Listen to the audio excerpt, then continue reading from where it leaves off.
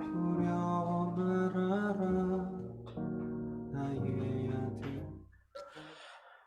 하나님 말씀은 신약성경 로마서 5장 8절부터 12절까지 말씀입니다.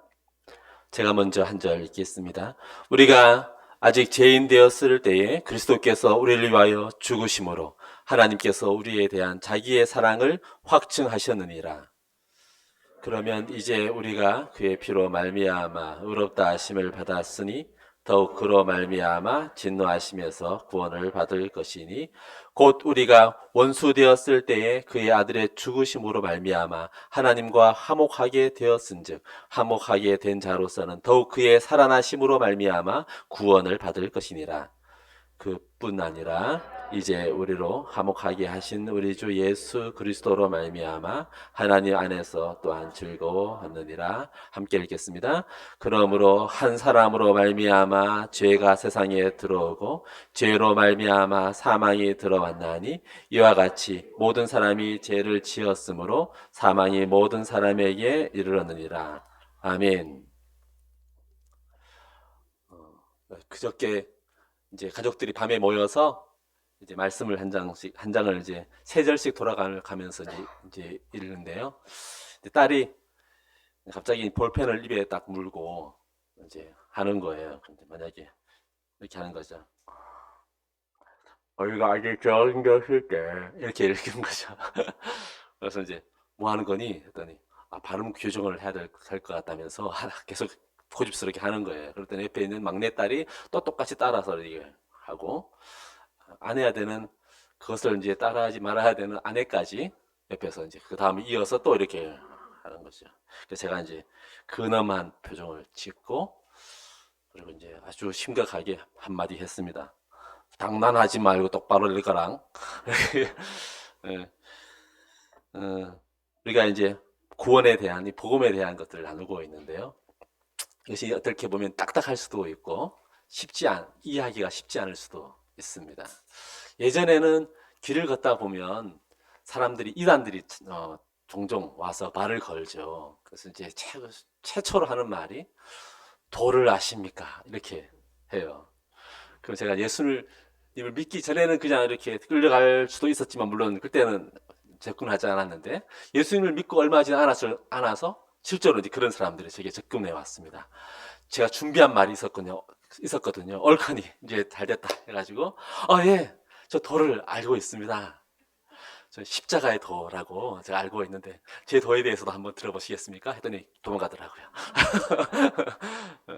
실제로 오늘 아침에 그 이재철 목사님의 말씀을 잠깐 이제 들으면서 제가 이제 나왔거든요. 제 아내가 이제 이재철 목사님 말씀을 좋아해가지고 듣다가 그 듣는 중에 저도 덩달아 듣게 되는 거죠. 듣는 중에 이제 옛날 최초의 한글 성경 번역, 최초의 한글 성경이 1887년도에 만주에서 외국인 선교사에 의해서 최초로 번역이 되었습니다. 그때 우리가 맨 처음에 사실 얼마 전에 요한복음 1장을 보았죠. 태초에 말씀이 계시니라. 그때 그 말씀으로 번역이 되어져야 하는 그 그리스 단어, 그 로고스 라고 하는 그 단어를 어떻게 번역해야 되는가에 대한 문제에서 우리는 이제 말씀으로 이제 번역을 했지만 그때 최초에 번역했던 그 외국인 선교사님은 이 로고스 이 말씀을 도라고 번역을 했습니다. 태초에 도가 있느니라. 이 도가 하나님과 함께 계셨으니 이렇게 이제 했단 말이죠. 따라서 우리가 사실은 우리가 이 도의 길을 따라가고 있는 것이죠. 어떻게 보면 우리가 도인으로서 살고 있는 겁니다. 사실은 도를 따르는 자들을 이제 도인 또는 도사라고도 하죠. 여러분 앉아 계신 여러분들은 십자가의 도인들이요 또는 도사들입니다. 이 도인이요 이 도사들께서 십자가의 도에 대해서 잘 모르면 난감해지죠. 에베소서 6장 13절 이후부터 보면 하나님의 전신갑주를 입으라라고 해서 나오는 것이 맨 처음에는 이제 진리 허리띠부터 시작하죠. 내가 진리로 진리의 진리를 허리에 띠를 띠고라고 하죠. 복음의 신을 신고 의의 호심경, 개역 개정에는 호심경이라고 하고, 개역 한글에는 의의 흉배를 붙이라고 하고, 그 다음에 구원의 투구, 믿음의 방패, 성령의 검, 기도로 모든 일에 간구해라. 이렇게 말씀이 나오죠. 이 다 의미가 있는 말씀이에요. 그 모든 것들이. 왜 구원에 대한 것을 가지고 구원의 흉배, 구원의 호심경을 붙여라 이렇게 하지 않냐고. 흉배는 의의 흉배라고 하고, 구원의 투구라고 하는가, 의미가 있는 것이죠. 한 가지 예로 진리의 허리띠라고 하죠. 진리의 허리띠, 진리의 신발, 뭐 진리의 흉배라고 하지 않고 왜 진리의 허리띠라고 하는가? 여러분 이 말씀을 묘사해 놓은 것이 로마 군인들이었죠. 로마 군인들, 여러분 영화 속에서 많이들 보았을 겁니다. 로마 군인들을 복장을 한번 생각해 보십시오. 위에는 어떤 단단하게 아주 딱 맞게 뭔가를 딱 입고, 그 다음에 하의는 뭘로 가렸습니까? 치마. 치마죠. 그렇죠? 대부분 속옷을 안 입었다는 속설이 있습니다. 만약에 허리띠가 없다면 어떻게 될까요? 적군이 앞에서 막 쳐들어왔습니다. 때마침 허리띠가 없어요. 그럼 어떻게 되죠? 한 손은 무기를 들어야죠. 싸워야 되니까. 그럼 한 손은 방패를 들어야 돼. 방패를 집어 던지고, 치마가 지금 밑으로 내려가는데 어떻게 해요? 허리띠가 없어. 그러니까 부여잡고, 한 손은 부여잡아야 되겠죠. 그죠? 진리의 허리띠를 떼라라고 하는 것에는 어떤 의미인가 하면, 진리는 우리로, 허리띠가 있으면 어떻게 될까요? 양손이 자유케 되는 것이죠. 그죠? 진리가 너희를 자유케 하리니. 이 진리는 자유와 관련이 있다는 것. 그와 비슷하게 구원이 투구라고 하는 것에는 어떤 의미가 있을까요? 적들이 구원에 관련되어서 공격을 주로 우리의 생각을, 우리의 머리를 공격을 하는 것이죠. 너 구원 못 받았어 임마. 너 그렇게 해가지고, 너 그 짓을 해가지고 구원 받았다고 생각하느냐? 우리를, 이 머리를 공격한다고요. 그럼 우리는 괴로워하죠. 그때에서 성경은 아예 구원의 투구를 써버려라 하는 것이죠. 이런 싸움에서 이기기 위해서 구원의 투구를 어떻게 쓰느냐? 우리가 이렇게 딱딱하지만 힘들지만 이 구원과 관련된 하나님의 진리의 말씀을 우리가 함께 들으면서 우리 무장할 때 구원의 투구를 함께 쓰는 것이죠. 선악과를 아담이 먼저 먹지 않았죠. 그렇죠? 선악과를 먼저 먹은 것은 여자인 하와였습니다. 하와가 사단의 깨에 먼저 넘어가서 먼저 먹고, 그 다음에 곁에 있는 아담에게 주었다라고 했습니다. 함께 있는. 만약 그때 아담이 하와를 통해 장난이라도 이렇게 하지 마, 이렇게 했으면 어떻게 될지 모르는데, 그러나 결국엔 아담도 그거에 동참하고 말았죠. 너무나 아름다운 에덴 동산에서 아담과 하와는 죄를 짓고 죄를 잉태한 채로 쫓겨났습니다. 바울은 오늘 본문에 보면 로마에 있는 교회에게 편지를 쓰면서 메시아, 즉 그리스도, 메시아와 그리스도는 같은 말입니다. 메시아는 히브리어고 그리스어로 이제 그리스도입니다. 그리스도의 죽음이 왜 필요했는가를 설명하며 이 장면을 사용했습니다. 12절 맨 끝절부터 보면, 그러므로 한 사람으로 말미암아 죄가 세상에 들어오고 죄로 말미암아 사망에 들어왔나니 이와 같이 모든 사람이 죄를 지었으므로 사망이 모든 사람에게 이르렀느니라. 바울은 그 한 사람을 선악과를 먼저 먹은 하와라고 지칭하지 않고 뒤에 보면 아담이라고 지칭합니다. 또한 죄가 먼저 들어왔다라고 하죠.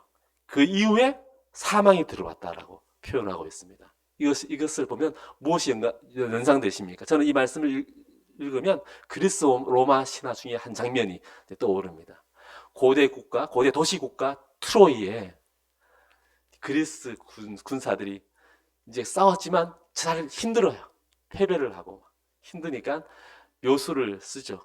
그래서 바깥에다가 거대한 나무로 만든 목마를 두고 다 떠나 숨습니다. 마치 다 철수한 것처럼 보이지만 이제 전리품을 얻었다라고 해서 그 목마를 안으로 들어오게 되죠. 근데 그 목마 안에는 그리스 군사들이 들어 있었습니다. 그 군사들이 성문을 열게 되고 이제 그리스 군사들이 밖에 내복에 숨어 있던 군사들이 확 다 들어오게 되는 것이죠.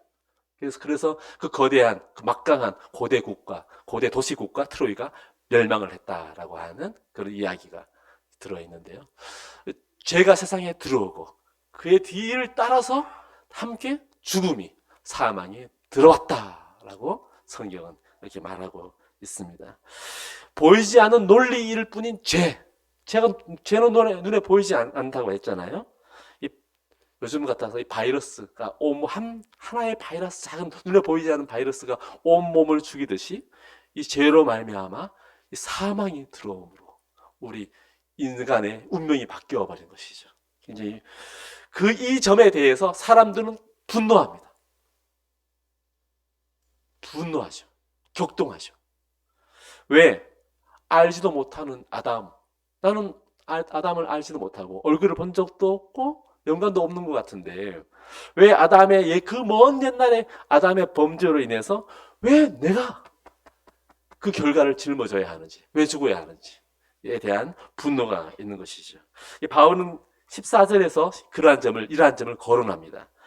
그러나 아담으로부터 모세까지 아담의 범죄와 같은 죄를 짓지 아니하는 자들까지도 사망이 왕노릇하였나니 아담은 오실 자의 모형이라 이렇게 표현을 합니다.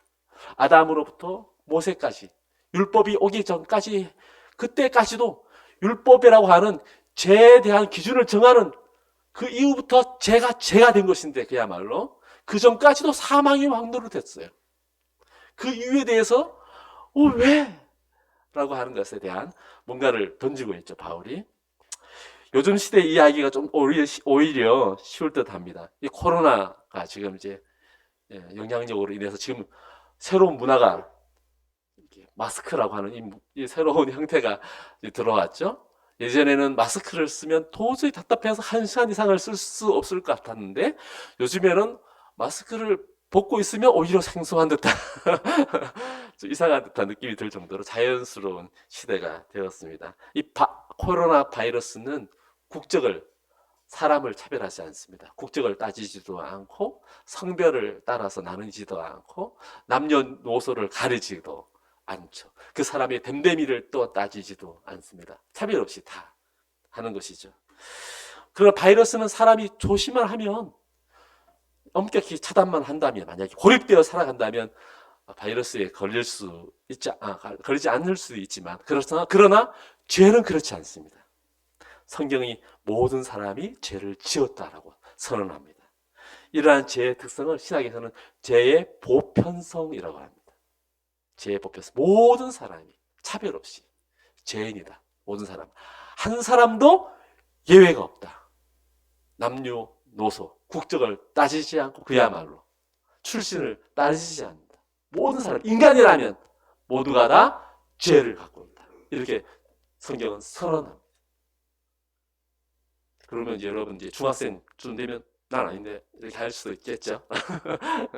또 그와 관련돼서 비슷한 그것을 가지고 죄의 특성이 하나 더 있는데 죄의 유전성. 왜 그러냐? 왜 이토록 죄의 보편성이라는 것이 갑자기 생겼느냐? 바로 죄의 유전성 때문이다. 아담의 후손이라면, 아담의 씨들은, 아담으로부터 말미암는 모든 존재들은 아담이 갖고 왔던 모든 죄를 유전하게 됩니다. 근데 오해하기 쉬운 게요. 우리가 유전하면 생물학적인 유전이잖아요. 그렇죠? 그런데 이 죄의 유전은 생물학적 유전이 아니라 논리적 유전입니다. 이거 헷갈리면 안 됩니다. 논리적 유전. 남자로 말미암아 남자와 연관된 아담과 연관된 모든 존재는 논리적 유전을 하게 됩니다. 이것이 굉장히 중요한 포인트예요. 하나님의 구원에 관련하여서 하나의 논리를 만들어낼 때 중요한 포인트가 바로 그것인데요. 창세기 3장 15절에 이제 성경은 이렇게 말하고 있습니다. 하나님이 뱀을 심판하십니다. 내가 너로 여자와 원수가 되게 하고 내 후손도 여자의 후손과 원수가 되게 하리니 여자의 후손은 내 머리를 상하게 할 것이요 너는 그의 발꿈치를 상하게 할 것입니다. 이것을 가지고 이 장면을 가지고 원복음이라고 불러요. 근데 이것을 오리지널 복음이라고 하지 않고 프로토 복음이라고 합니다. 이제 공장에서 이제 공장을 운영하는 사람이라면 이 프로토를 아시고 계신데 프로토타입이라고 하죠. 이게 어떤 제품이 완성되기 전까지 양산되기 전까지 시제품을 만들어요. 그 시제품을 이제 프로토타입이라고 하는 것인데요. 완벽하지 않지만 완전한 어떤 형태를 갖지 않지만 그러나 복음에 대하여 뭔가 암시해 주는 그런 말씀, 이게 원복음이라는 것이죠. 이게 그런 뜻입니다. 이는 예수님이 우리의 죄를 대신하기 위한 전제 조건 중에 하나입니다. 중요한 조건 중에 하나. 우리의 구원을 위해서 예수님이 우리의 죄를 대신 짊어져야 되는데, 그런데 만약 예수님 자체가 죄인이라면, 예수님이 죄가 있으시다면, 원죄를 또 안고 있다면, 우리가 똑같은 죄인이라면 할 수 없겠죠. 우리의 죄를 짊어질 수 없겠죠. 효력이 없겠죠.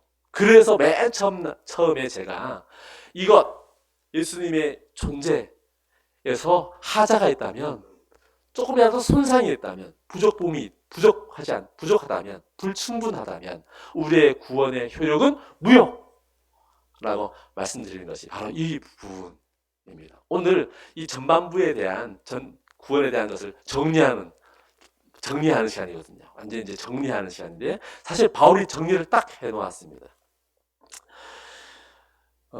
히브리서 말씀에 보면 우리에게 있는 대제사장은 우리의 연약함을 동정하지 못하실 이가 아니요 모든 일에 우리와 똑같이 시험을 받으신 이로되 죄는 없으시니라.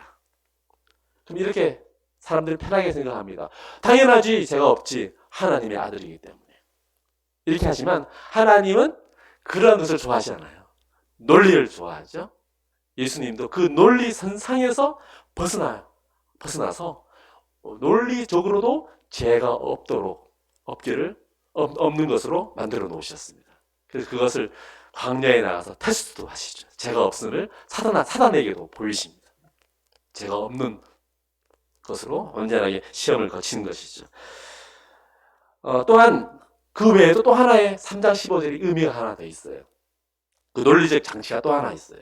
사단이 아담으로 하여금 하나님의 언약을 깨는 범죄의 통로로서, 죄를 가져다주는 범죄의 통로로 사용한 것이 여자입니다.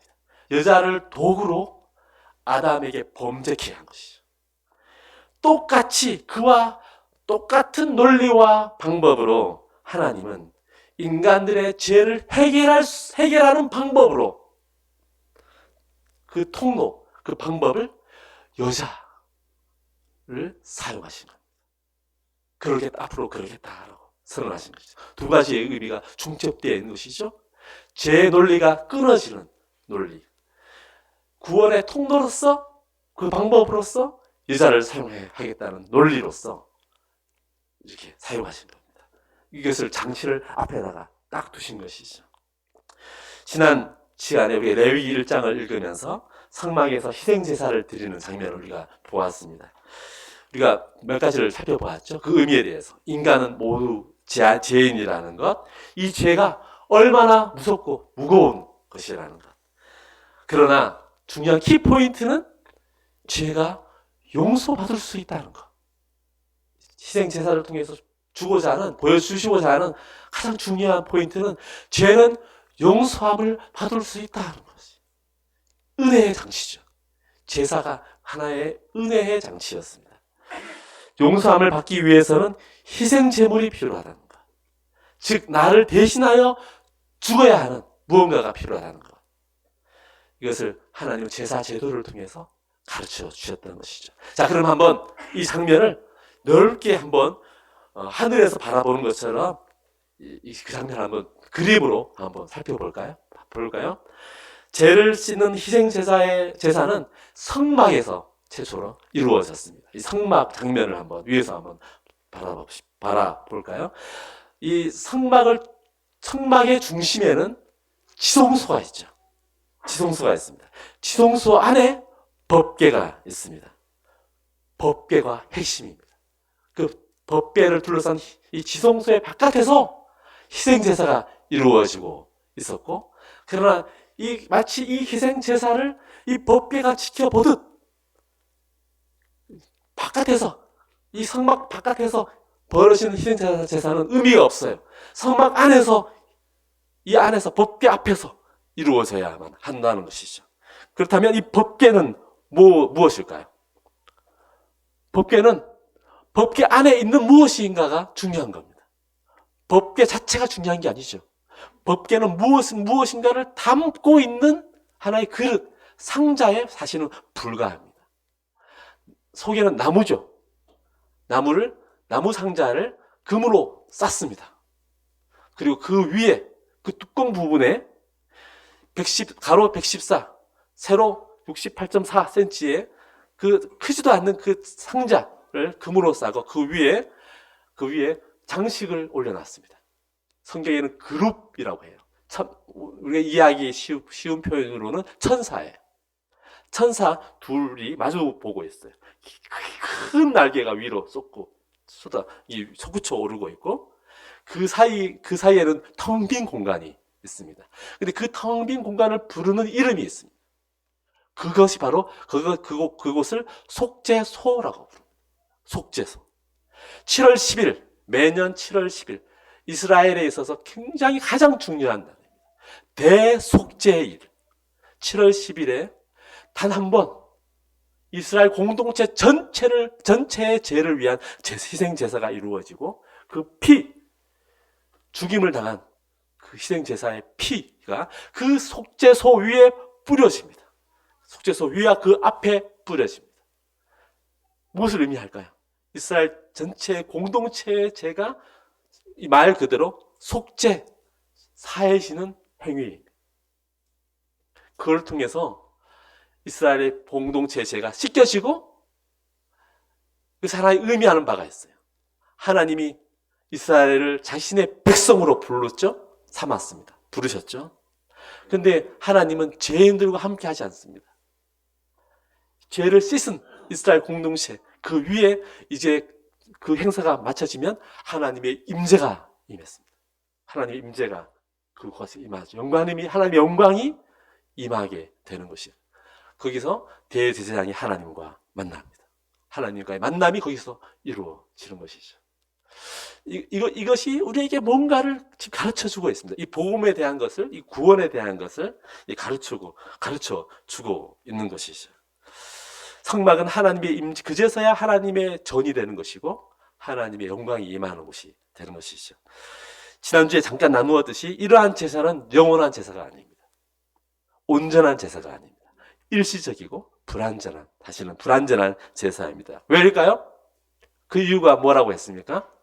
희생 제물의 가치가 수준이 하나님의 그 의에 다다르지 않았기 때문입니다. 완전하지 않기 때문입니다. 희생 제물의 그 가치가 충분하지 않기 때문입니다. 희생 제물의 가치가 영원하지 않기 때문입니다. 그래서 그 죄 용서함의 가치 또한 그렇게 동일하게 결정되는 것이죠. 하나님은 아담과 하와를 에덴에서 쫓아내버리셨죠. 하나님 혼자만의 사실은 가슴앓이가 시작된 겁니다. 피노키오라고 하는 동화를 여러분 아시죠? 원작과 동화가 살짝 내용이 다르다고 합니다. 이탈리아 사람 클로디가 쓴 동화인데요. 거기 보면 한 사람이 나무를 하러 갔다가 말하는 나무를 발견했어요. 그래서 그 말하는 나무를 자기가 어떻게 하기는 힘들어서 목수였던 솜씨 좋은 목수인 제페토라는 한 사람에게 소개를 합니다. 그 제페토가 그 이제 말하는 나무를 가져와서 사람의 모양으로 소년의 모양을 만들죠. 이름을 피노키오라고 붙입니다. 하나의 나무 인형에 불과한 그 피노키오가 오랜 모험을 거쳐서 결국엔 끝에는 어떻게 돼요? 진짜 사람이 되는 그런 이야기가 이 동화 속에 나와 있죠. 이것을 하나님과 인간과의 관계 속에서도 우리가 만들어낼 수 있습니다. 생각해 볼 수 있습니다. 사실 하나님이 인간을 만드신 것은 마치 나무 인형 피노키오와 같은 존재일 수도 있습니다. 아무것도 모르죠. 순백의 존재. 모든 것이 그냥 좋은 완벽한 환경에서는 모든 것이 다 가능하지만 사실은 하나님이 마음을 나눌 만한 대상이 될 수는 없는 것이죠.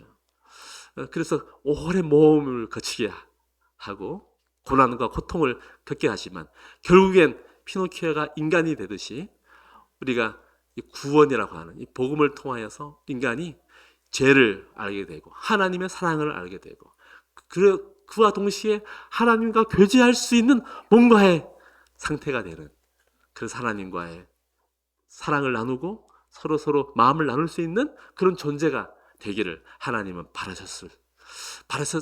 바라셨기 때문에 이러한 복음의 구원의 긴 여정을 시작하신 것이 아닌가 저는 생각하는데요. 언제나 하나님은 인간을 향하여서 언제나 손을 내미셨다 그랬죠. 사실은 먼저 인간이 하나님을 배반한 것이죠. 하나님이 에덴에서 사람을 쫓아내었다 해서 우리 분노하지만 하나님을 가해자로 보지만 사실은 모든 원인은 사실은 인간이 선택한 결과요. 인간이 저지른 범죄 때문인 것이죠. 오늘 본문 8절에 보면 우리가 아직 죄인 되었을 때에 그리스도께서 우리를 위하여 죽으심으로 하나님께서 우리에 대한 자기의 사랑을 확증하셨느니라. 이 8절에 굉장히 많은 이야기가 담겨져 있는데요. 그리스도께서 우리를 위하여 죽으신 때는 우리가 의로워진 이유가 아니다. 바로 앞절에 보면 의인을 위하여 죽는 이가 별로 없다. 선인을 위하여 죽는 자도 거의 없다. 그러나 예수님은 죄인을 위해 죽었다. 우리가 죄인 되었을 때 그리스도께서 자신을 주셨어요. 죽음을 죽으셨죠? 우리가 자격이 있어서 우리가 의인이었기에 받은 구원이 아니다. 우리가 죄인이었을 때 하나님 먼저 다가오신 것이라는 것이죠. 그리스도의 죽음은 우리를 위하여 죽으심으로, 그리스도 자신을 위한 것이 아니라 우리를 위하여 죽으신 것이다. 어떻게 하다 보니까 재수가 없어서 죽으신 것이 아니라 우리를 위하여 죽으신 것이다. 이것을 제자들은 이해할 수가 없었기 때문에 말렸죠. 베드로가 결코 주님께 이런 일이 일어나지 않을 것입니다. 그리하지 마옵소서. 여러분, 만약에 지금 정치판에서 인간적인 사고방식으로, 생각으로 지금 이제 로마의 핍박을 받는 그 예루살렘 유대인들에게 있어서 구원자로 등장하는 예수님께서 예루살렘에 가서 수많은 자기의 지지자들을 얻을 수 있는 기회이지 않습니까? 만약에 정치인이라면 그런 정치인이 자기에 대한 불리한 점을 막 쏟아내겠어요? 절대로 그렇게 안 하죠. 만약에 일반적인 사람이라면 자기에게 유리한 점, 자기에게 불리한 것은 계속 감추고 유리한 점, 자기에게 위대한 점만 부각시키고 결국엔 자기에게 모든 관심을 다 쏟게 만들 그런 사람들이 우리 인간들 아닙니까? 근데 예수님은 그렇게 하지 않았어요. 자기의 측근에게도 조차 사나라, 내 뒤로 물러가라. 너는 하나님의 일을 생각하지 아니하고 사람의 일만 생각하는 자로다. 누구든지, 뒤에 정말 받아들이기 어려운 말을 합니다. 누구든지 나를 따라오려거든 자기를 부인하고 자기 십자가를 지고 나를 쫓을 것이니라. 이렇게 말씀하셨죠. 이게 다른 점입니다. 예수님의 목적이 분명했습니다. 예수님은 죄인 되었던 우리를 위하여 자신을 죽이기 위해서 그 길을 걸어가신 것이죠. 이것이 우연히 일어난 것이 아니라 하나님의 목적하신 바이고 하나님이 우리를 위한 놀라운 계획 중에 하나였다는 것. 그래서 우리가 지금 이 자리에 앉아 있다는 것이죠. 그래서 그리스도의 죽음으로 하나님 자신의 사랑을 확증하셨다는 것, 바울은 알았어요. 그리스도의 죽음이야말로 하나님이 우리를 얼마나 사랑하시는가에 대한 분명한 증거이시구나. 우리는 몰랐어요. 그동안 우리가 분노했죠. 왜 하나님 선악과를 주셔가지고 우리를 그런 형편에 떨어뜨렸느냐. 하나님 우리를 사랑하지 않으신다. 하나님 우리를 괴롭게 하시는 분이시다. 하나님은 심판을 하시는 분이시다. 그러나 하나님 그렇지 않죠. 하나님 우리를 끝까지 사랑하셨고 포기하지 않으냐 하시고 너무나 사랑하신 그 사랑이 그리스도의 죽음으로 말미암아 온전히 드러났고 보여지게 되었다는 것을 바울은 딱 우리에게 내미는 것입니다. 예수님은 여자의 후손으로 오셨습니다. 처녀 마리아의 성령으로 잉태하셨죠. 그것은 논리적 유전을 벗어난 겁니다. 아담의 씨로, 아담의 후손이라고 하는 그 논리적 유전을 벗어나 원죄에서 벗어났음을 말하는 것이죠.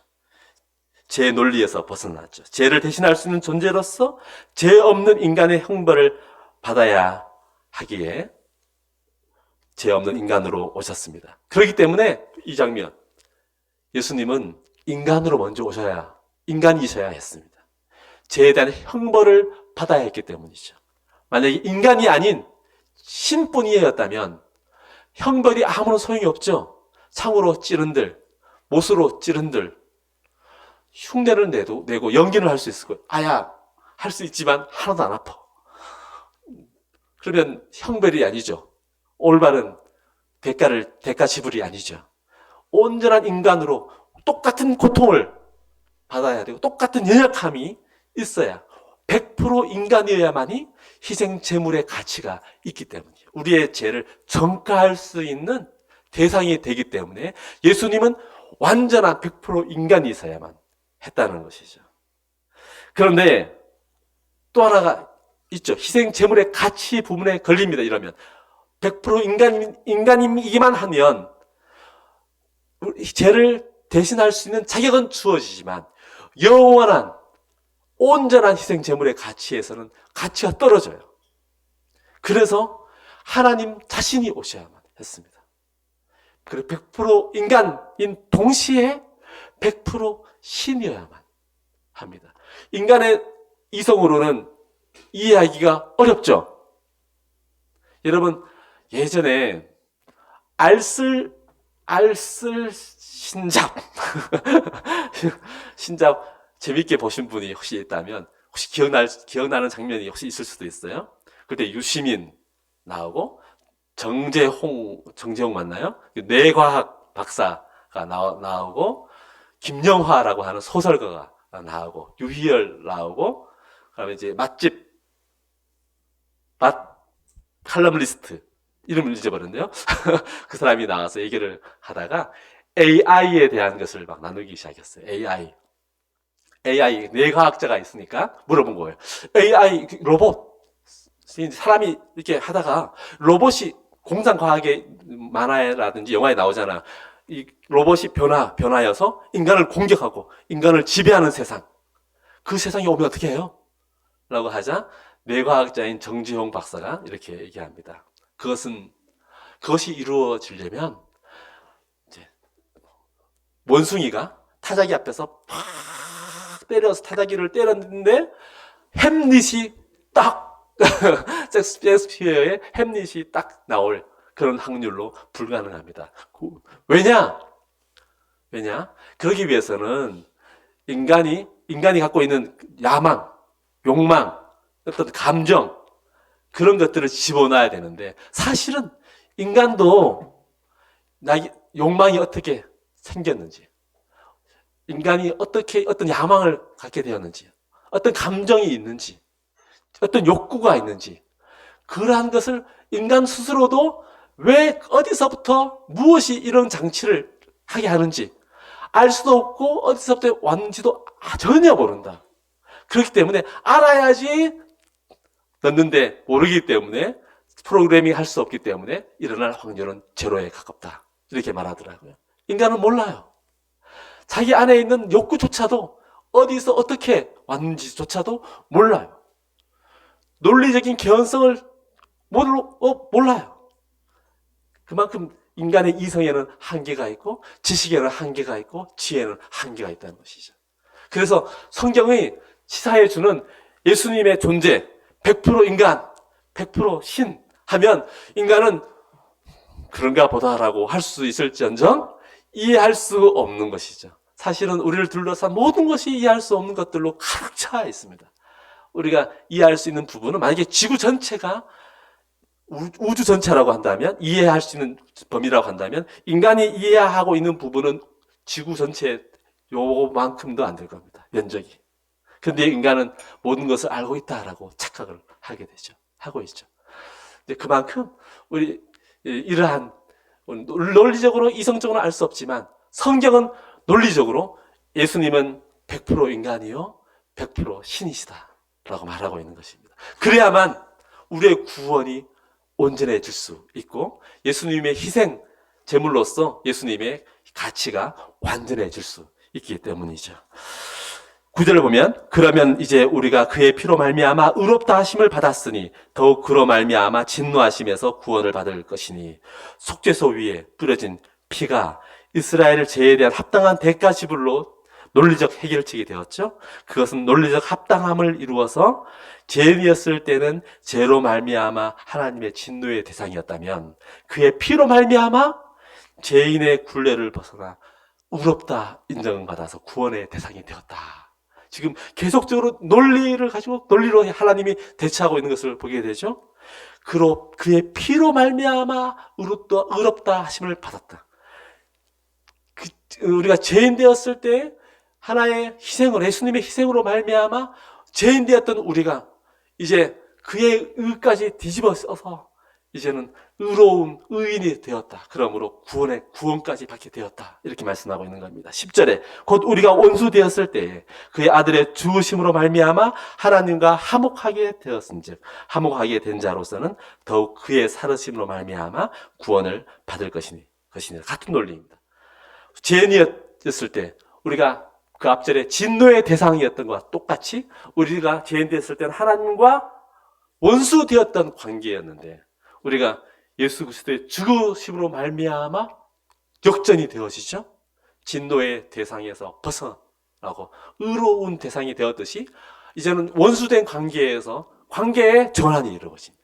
화목된 관계가 되는 것이죠. 하나님과 화목해요. 여러분 집에 설 나를 때 추석 구정이죠. 가서 이제 시골에 가신 분이 가면 저희들이 이제 윷놀이를 막 했어요. 윷놀이를 해서 윷놀이를 하면 적과 아군으로 나누죠. 이제 피를 튀기듯이 싸우죠. 개다, 도다, 개다 이 정도 이렇게 반 정도 하필이면 반 정도 딱 세워 있으면 이건 도다, 이건 개다 라고 싸우죠. 피를 튀면서 싸우지만 원수처럼 마치 보이지만 그러나 윷놀이가 끝나면 언제 그랬다는 듯이 화목한 관계를 이루죠. 그 근거가 무엇입니까? 가족 관계죠. 가족이니까. 이 관계의 중요성. 원수된 관계였으나 이제는 하나님과 화목한 관계라는 것은 이 놀라운 관계의 전환이, 존재적 전환이 이루어지는 것이거든요. 그 다음에 예수님의 죽음이 이 같은 결과를 나타내었는데 하물며 예수님의 살아나심, 예수님의 부활은 더 좋은 결과를 우리에게 주지 않겠느냐라고 하는 논리입니다. 바울 또한 유대인 중에 유대인이죠. 예수님을 메시아로 같은 의미인 그리스도로 결코 받아들일 수 없었던 그런 사람이었습니다. 어릴 때부터 바울은 엄격한 유대교의 교육을 받고 자라왔습니다. 바리새인 중에 바리새인이라고 불렸던 자고 이제 차세대 유망주로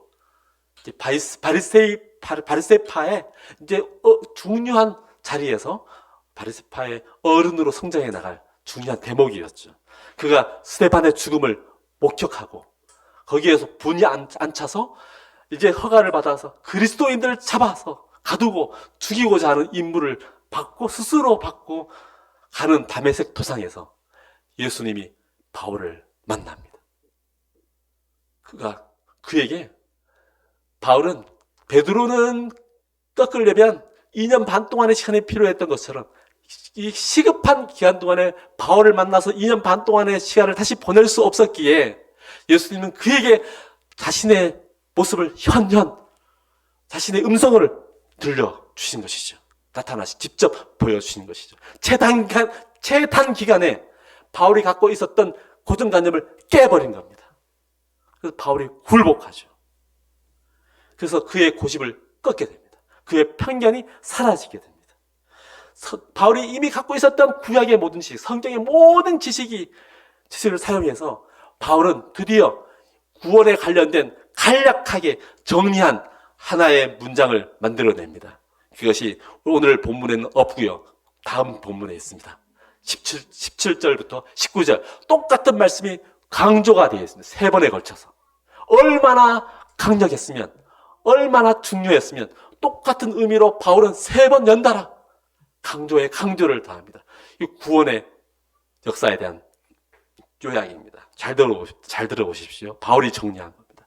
한 사람의 범죄로 말미암아 사망이 그 한 사람을 통하여 왕노릇하였은즉 더욱 은혜와 의의 선물을 넘치게 받는 자들은 한 분 예수 그리스도를 통하여 생명 안에서 왕노릇하리로다.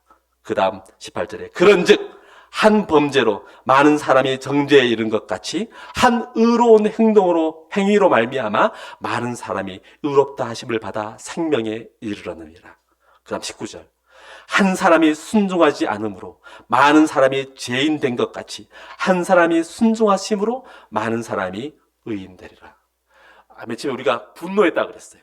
한 사람의 범죄함으로 말미암아 왜 모든 인류에게 하나님 죄를 뒤집어 씌우는 그것이 합당합니까? 너무 불합리합니다. 말도 안 됩니다. 라고 모든 사람은 아직도 이것을 가지고 붕괴하고 하나님 예수님을 믿지 않습니다. 치를 떨죠. 싫어하죠. 내가 왜 죄인이야? 라고 이것을 받아들이려고 하지 않습니다. 한 사람의 범죄로 말미암아 모든 사람에게 죄인, 이 죄가 뒤집어 쓰였다는 것을 붕괴하지만 하나님은 이것이 필요했습니다. 이 논리가 필요했어, 사실은. 왜요? 이것을 그대로 뒤집기 위함이에요. 모든 사람에게 모든 혜택을 주기 위해서는 이 논리가 필요했던 것이에요. 사단은 웃었고 자기가 드디어 승리했고 아담을 넘어뜨림으로 말미암아 모든 인간을 다 자기 사람으로 만들었다는 것에 대해서 너무나 좋아했습니다. 그러나 하나님의 모략, 하나님의 계획, 놀라운 비밀이 숨겨져 있었어요. 논리적 장치, 그대로 이것과 같이 함께 적용된 것이죠. 한 사람의 범죄함으로 말미암아 모든 사람이 죄인된 것 같이 한 사람, 예수 그리스도, 한 사람의 순종하심으로 말미암아 의의 한 행위로 말미암아 똑같이 모든 사람이 의롭게 되었느니라. 모든 사람에게 구원이 온 것이죠. 이것을 바울은 캐치하는 겁니다. 하나님은 우리를 위한 놀라운 계획을 가지고 계셨구나. 하나님은 우리를 처음부터 사랑하셨구나.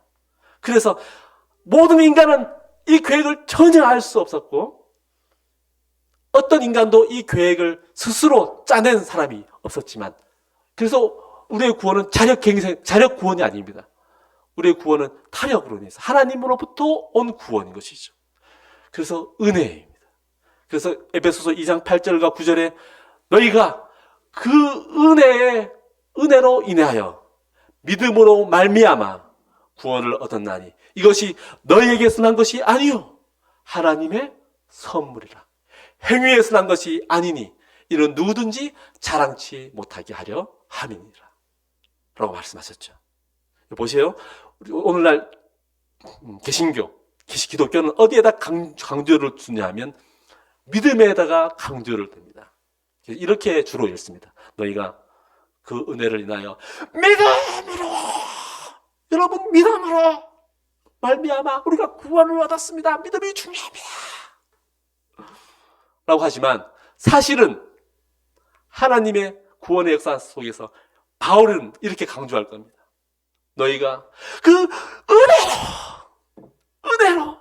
은혜로 이것이 우리에게서 한 것이 아닙니다. 이것이 우리가 계획한 것이 아닙니다. 이것이 우리가 잘나서 한 것이 아닙니다. 얻은 것이 아닙니다. 우리가 이것이 노력해서 우리가 받을 만해서 자격이 있어서 얻은 것이 아니라 우리가 몰랐는데 우리는 주어야 마땅한 존재들이었는데 하나님의 놀라운 전적인 은혜로 그 은혜에 기반해서 그 은혜의 놀라운 은혜의 말미암아 우리가 그 은혜를 믿는 믿음으로 구원을 얻었다니 이것이 놀랍지 않습니까? 하나님의 선물이지 않습니까? 여러분의 행위로 구원을 얻었다고 생각하지 마십시오. 우리가 이것을 가지고 우리 행위로 얻었다고 생각하면 우리가 자랑하고 교만해질 것입니다. 이렇게 바울은 설교하고 있는 것이죠. 오늘 우리는 은혜로 말미암아 십자가의 도에 들어섰고 구원을 받았고 하나님의 자녀가 되었고 영원한 생명을 얻었고 그런 위치에 올라와 있는 것이죠. 우리도 모르게. 그런데 무엇이 우리를 두렵게 하죠? 무엇이 우리를 힘들게 합니까? 무엇이 우리로 하여금 염려케 하고 무엇이 우리를 흔들 수 있습니까? 바울은 아무것도 없다라고 했습니다. 사망이나 생명이나 천사들이나 현재일이나 장래일이나 권세자들이나 그 어떠한 존재도 심지어 죽음도 우리를 그리스도 예수 안에 있는 하나님의 사랑에서 끊을 수 없느니라. 이것이 우리에게 얼마나 당당함을 가져다 줍니까? 그래서 우리가 이러한 진리를 알 때 우리가 자유케 되는 것이죠. 우리의 염려로부터 자유케 되고 우리를 공격하려고 하는 모든 자들로부터 우리의 생각이 견고하게 돼서 그래 마음껏 공격해라. 내가 어차피 내 행위로 구원받은 것이 아니기 때문에 나는 내 구원은 하나님께 있기 때문에 내 구원은 완전하고 온전하다 라고 그래서 구원의 확신을 가질 수 있게 되는 것이죠. 여러분 이제 복음에 대한 것을 간략하게 정리를 했습니다. 이게 안다고 해서 다 되는 것은 아니지만 이후에는 이 구원을 받은 우리가 어떻게 이 구원을 얻은 자로서 살아가는지 그에 대한 서포터로서 하나님은 어떻게 뭔가를 주시는지에 대해서 다음 시간에 보려고 합니다. 오늘 이 시간 함께 기도하실 텐데요. 구원이 우리에게서 난 것이 아니라 하나님의 놀라운 계획에서 놀라운 계획 속에서 하나님이 이루신 구원이라는 것을 우리는 그저 그것을 얻은 것 공짜로 얻은 것이죠. 그래서 은혜라고 부릅니다. 은혜를 얻은 자로서 받은 자로서 하나님 제가 그럼에도 불구하고 우울해 있고 염려하면서 살아가고 한다면 그것은 하나님을 모욕하는 것이요 하나님이 하신 일을 부정하는 것입니다.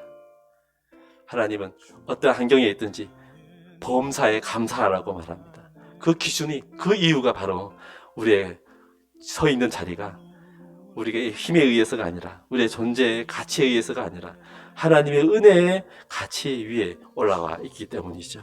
하나님 우리로 하여금 하나님의 은혜 가운데 날마다